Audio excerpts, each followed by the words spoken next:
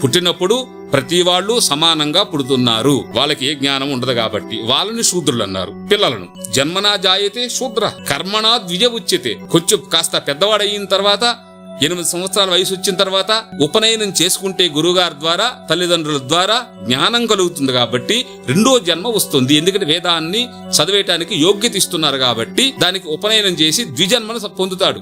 కర్మణా ద్విజ ఉచ్యతే. ఇక్కడ కర్మ అంటే ఉపనయన సంస్కారం.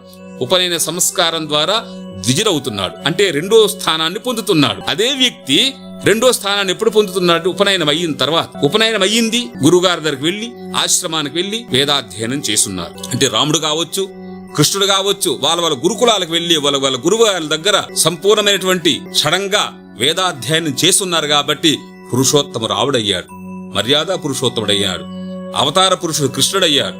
అదే విధంగా మహర్షులందరూ కూడా ఎవరైనా పెద్దవాళ్ళు అయ్యారంటే వాళ్ళు గురుస్థానాలకు వెళ్లి వేదాన్ని అధ్యయనం చేశారు కాబట్టే వాళ్ళు గురువులయ్యారు. కాబట్టి వేద పాఠేనే విప్రత్వాన్ని పొందాలి. విప్రుడు అంటే వేదం చదువుకున్నటువంటి వాడు విప్రుడవుతాడు. విప్రుడు తర్వాత బ్రహ్మజ్ఞానేన బ్రాహ్మణ.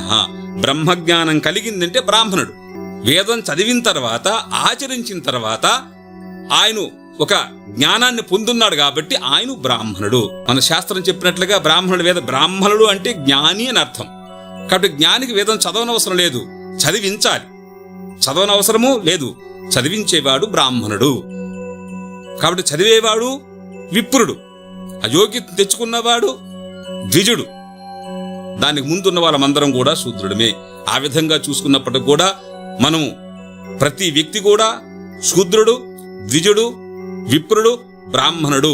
అది ఒక స్థాయి, ఒక గురుస్థానాన్ని పొందినటువంటి వాడు బ్రాహ్మణుడు అవుతున్నాడు. అదే వ్యక్తి బ్రాహ్మణుడు కావాలి. అంతేగాని పుట్టుకతో బ్రాహ్మణుడు అన్నటువంటిది మన శాస్త్రం గాని, మన వేదం గాని, మన ఋషి పరంపర ఎక్కడా ఒప్పుకోవటం లేదు, ఒప్పుకోకూడదు కూడా.